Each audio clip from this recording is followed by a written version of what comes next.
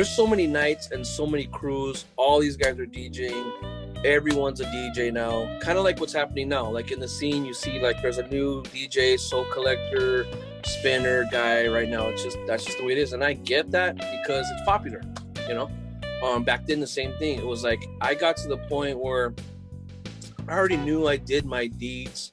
I spun at all those different clubs. I played all those house parties, drank way too much alcohol, had way too many weird nights with different people, and just I started to get bored, bro. And I remember going down to the park and being like some old veterano dudes there from like the neighborhood I grew up, and them being like, hey, what's up, Essa? Like, check this out, Holmes. And like, I just remember stepping out of my comfort zone into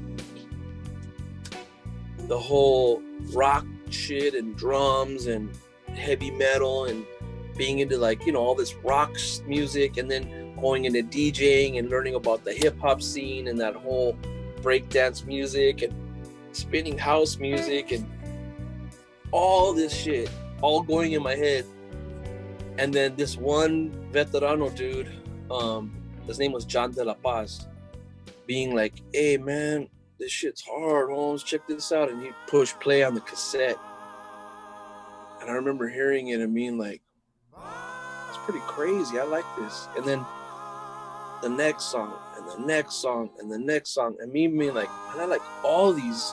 And I don't know, I've never heard of none of these songs.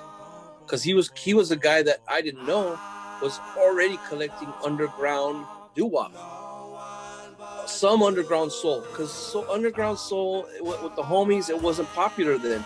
What was really big was the doo-wop, all that whiny,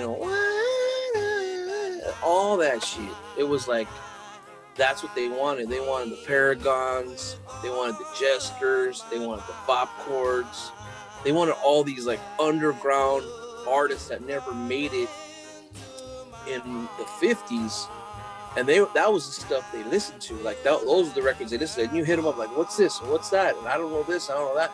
So I started to open my mind to a whole different kind of music. I already had a bunch of 12-inch, but they're telling me, nah, man, it's like, I'm like, where are you getting all this music? Like the little 45s, and they were making cassettes from the little 45s on, the little console. Or even I know that John used to tape his with a microphone. Like he put a little microphone hooked up to his tape player right by the turntable speaker, and he would just play the turntable and record. So they were muffled as shit, like couldn't really fucking hear the shit, but you could hear enough to say I like the song. So I started collecting 45s. Literally, I was going out between yard sales and going to Sounds of Music downtown LA, with him on Broadway, and going to see Mondo, which later became, he went to Sounds of Music. Sounds of Music's over in East LA. But the old veterano collector dudes, like the older dudes, older than me, used to go over there. And there was this guy, I don't know if you ever heard of the Roelas family. They're famous, they're the ones that kind of started the whole, I think they did start the whole Duke's car club in LA, Los Angeles. I had a brother named Julio. Bad cars, like cars that were done right. And he'd cruise in to the park. He'd come to Royal Seco Park. We'd be in Royal Seco Park, and he'd drive in, and you'd hear like, some jam he'd be bumping while he's riding his car down. Like, you'd hear it, and it'd be coming like, oh, here comes Julio. How do you know? I can hear it. Like, well, how are you hearing it? Like, I can hear it. And he'd pull in, you hear his glass backs, and you'd see that car pull in, and I don't know if he had like a boom box or something in the back. It wasn't like, or he'd have a car stereo, a nice car stereo. It was at the time when CDs weren't around yet, but he had a CD player because he was, he was up there. He had money. He was a badass collector. And I remember hearing, he would probably at that time when he first came around was playing tapes. I don't think there was anybody playing CDs yet, but he'd roll through and you'd hear like, I remember hearing Schoolgirl in Love by the Charmers. I didn't know the title though. I didn't know it was a Schoolgirl in Love. All I could hear him was saying, Schoolgirl in Love. I can't remember his girl's voice. Schoolgirl in Love. And then he'd pull up and I'd be like, oh, that's bad, you know. And you walk up, hey, what was that schoolgirl one you were playing? He's like, oh, that's the condoms on prophylactics. I'd be like, what? The condoms? I'm like, what the fuck out of here? Or he would say like, that's the Cheerios on cornflakes. You know, he would make up shit, you know.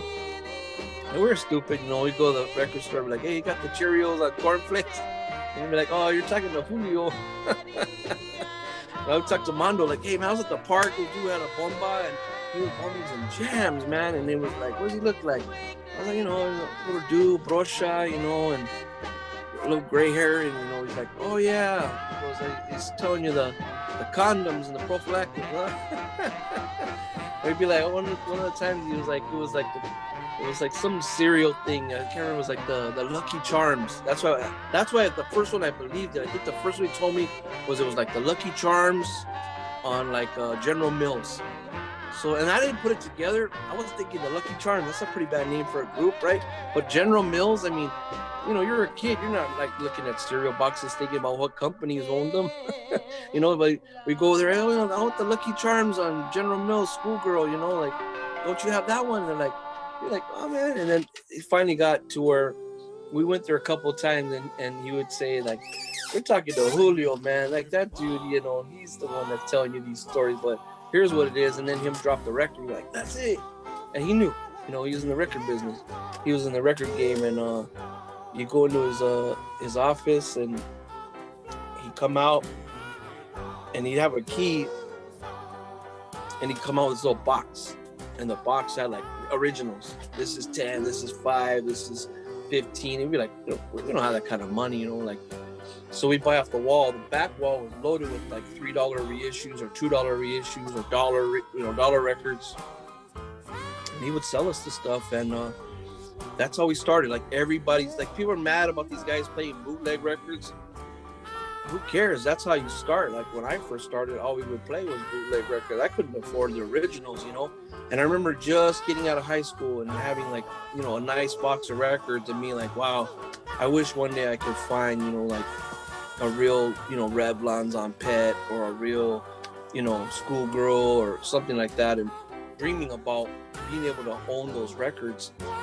And moving forward into collecting and being like having some of these tunes that some of these guys would show up randomly at the park, you know, with their own music. Like John, he had a really good collection. He used to go to Flash Records in the 70s, and you know, he had records that probably I'll never ever see in my life. You know, he passed away from what I was told. You know, I don't know what happened to those records, but it's just it's where it led me.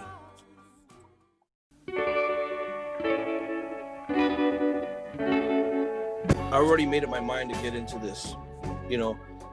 Whether I could say, I could act like a hipster and say, yeah, I was gonna get into a heavy and hardcore, but I didn't know, man. Like really, to be totally blatantly honest, I didn't know where it was gonna lead me. I got really lucky. My dad's ex-girlfriend that he went to Nightingale with, my parents got divorced. And this is around the time when I was 11 or 12, but when my parents got divorced, he started dating this girl named Diane, and she had a cousin. I don't know who, where, or how, but they got a hold of some records, and the guy wanted $100 for the whole box. And I was like, I don't even know. Let me go over there and check it out. So I went over there, dude. I was just playing record after record, and there were just a lot of good ones. And there was a lot of oddball shit. That right there, me buying that box, secretly ruined me. It ruined me, man. I mean, it literally got me to where I am right now with that box. Because without that box, I can't say that I would have stayed in this, you know. It was like so many really nice titles, and there was a lot of rarities in there. And then on top of that, John used to give me records, you know. Between that box, there was a lot of good rare records in there, and a lot of stuff just was hitting me, man. So I started developing boxes and boxes, and before you know it, I had, 5 boxes of 45s.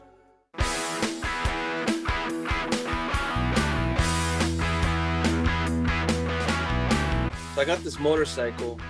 I was having some trouble with the law. And I got this motorcycle, and what was happening was I wasn't paying any tickets. I'd get like a speeding ticket, not paid. I would get, like stop sign or park, whatever it was. Just all this shit started adding up. And I didn't have a motorcycle license. So I'm driving around with a car license for a couple of years, and I didn't have a motorcycle license. So I started to get to the point where I wasn't going to court, and I finally got arrested. They pulled me over and they took me to jail. And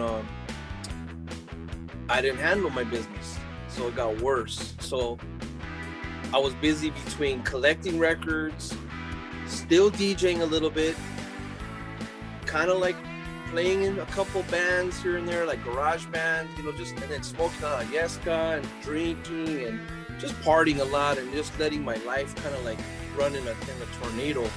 And I started running from the cops. So every time the cop was behind me, I was going for it. And I'll tell you, 50, 60 times got away. But there was a couple times that I didn't. By the third time of getting, cuffed and stuffed, I had to do time. So I did time, and when I got out, I decided right there, man, I was just gonna stick to whatever my favorite thing was, and that was just like, let the DJing thing go, let the band stuff go, and I was just gonna start collecting hard. Let's take a trip down William Boulevard! I used to hang on this bar, and I used to make tapes, and they're all doo-wop tapes, and I used to pass them out to gente at the bar, like older heads, veterano dudes, or one guy, a veterano dude, got the tape, and he showed it to this other guy, and he was like, hey man, he goes, you should talk to this dude, his name's King. And I'm like, King? Yeah, they go, King Charles. Like, oh really? So he goes, yeah, he's gonna play guitar here like on Friday, you should come. He has your tape, and he's been listening to it, and he's been talking about you. I was like, all right. And I guess he was part of the Midnighters, He was a later add-on, but he was a guitar player for them. He came right up to me. He was like, hey, man. He goes, you got to meet Stoinky. I was like, what? He goes, yeah, man. He goes, you don't know the Stoink? And I was like, nah. He goes, well, you're into this fucking really underground doo-wop, man. He goes, you got to really, you got to meet Stoinky. And I was like, Stoinky? Like, oh, I never heard that name. Dude, he goes, trust me, he does an East LA show on TV where you watch guys playing oldies, and then when they show car shows and visuals, and the guy used to work at Cubo magazine. And I was like, oh, all right. So have him call me. And he was like, nah, you don't call nobody. He goes, you gotta call him. I'm like, well, all right, well, what's in it for me, man? He goes, oh man, he's got a lot of music. He's into this shit too. Like all the stuff you like, he likes the same kind of shit. I gave him a call and no answer. Finally, some lady answered. She's like, Stoinky, no, he's not home. That was his mother. He lived at home, And so I tried a few more times. I just gave up, man. And one day I got a call and was like, hey, are you Noriega? I was like, yeah. He goes, hey, man, that tape's bad, homie. I was like, oh, all right, cool. And I was expecting to be like this gang member dude, when I met him. And he was like, watcha. He's always like talking like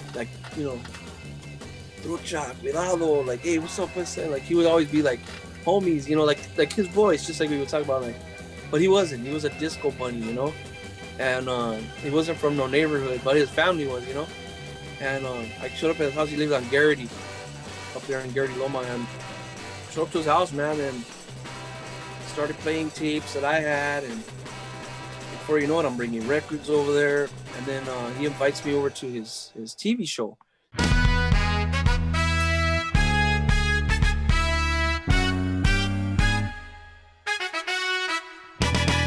He had been running it for, I think, a few years already, and it was called East LA After Dark. It was on Buenavision. I remember getting to the studio and being like, wow, man, my heart was beating all heavy because I could see like big TVs and monitors and dudes walking around with like microphones, and they're actually doing some kind of interview right there on the spot. And the guy's like, shh, don't talk. And they're like on the side, because Buena Vision had their own like day thing that, you know, it was paid. But our shit was like volunteer. They did it late at night. You know, I think we started like 9 o'clock at night, you know.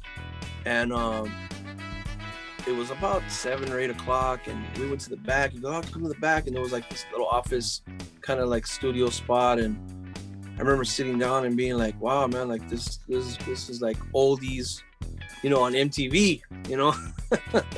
So I was like, wow, man. So it was kind of cool. And you know, you get to meet all these different like radio people and TV people and people that are just in the network. And then walks by, right? This guy walks by me. I'm like, hey, I know you. And he turned around and he goes, oh yeah, how you doing? Like, and he just started talking. I go, where do I know this dude from? Like, it's like, how you been? And like gave me like a little, like, you know, hey, like a little, hey, what's up, homie? Like, you know, not a hug, but like a little, you know, hey, what's up, bro? And like, just get like a hug. It was Danny De La Paz. Danny De La Paz is the guy that did Chuco from Boulevard Nights movie, the VGV guy, you know. And he was just walking through. And I was just like, yeah, that guy looks like the dude from, he goes, yeah, that was him, Danny De La Paz. I was like, oh, all right. And this is before American Me came out. This is, you know, he's Puppet, you know. But he came by and walked by and just was like, you know, he'd only had that one movie and he was just coming through there. I don't know what he was doing there, but he was right there. And then I just knew the level. I was like, right now I'm over here, it's like TV land, you know, like this is insane, you know. And the show's about to start, and Stoich's, yeah, come in. He goes, you got your stuff? And I'm like, I had records, and they had turntables in there, and I had some cassettes. And I remember thinking, like, dude, what do I play, you know, first? I wanted to make a good impression. It was like, oh, man, you know. And I just lit it off with some stuff that I liked a lot. And we did the show together for, I don't know, maybe 2 or 3 years.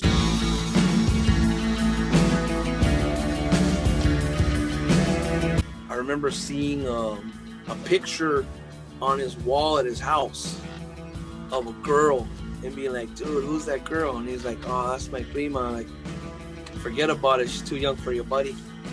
And I'm like, nah, man. I go, I'm going to make that girl my wife. Just joking with him, you know? And him being like, yeah, that's going to happen. Like, and I remember seeing that picture all the time. Like, hey, where's my girlfriend at? And there was a party that we were gonna DJ, me and him, and we took the record players over there. We're just gonna play oldies, you know. And it was for this dude Greg Rios, and it was his primo, and we went over there, and there she was at the party. I was like, hey, there's that girl. And he was like, yeah, man, cancel all that shit, you know. And at the time she was 16, and I was already gonna be 20. I was like on the cusp, you know. So she's too young for me, and I talked to her a little bit, and nothing was ever gonna happen because she's just too young, whatever. But in my mind, I was thinking, I ain't gonna be no what do you call that, pedophile. Try and pick up on some little girl, you know, like whatever.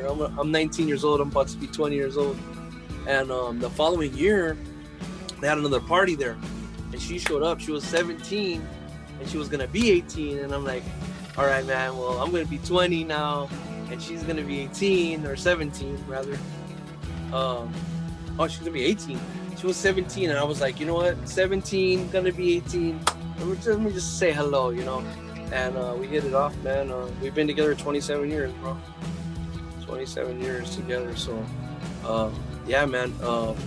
Me getting into oldies and all this music and everything by me meeting Stoichi, and it's just kind of like how the tables kind of fell over, and people are like, man, he goes, you kind of found your wife in this. I'm like, yeah, man. I mean, it wasn't for that oldie show and me seeing her picture on the wall, you know, it's one thing to say that, you know, it was meant to be, but then there's another thing, it was just like, it was fate, man. You know, it was fate. Oldies brought me to her.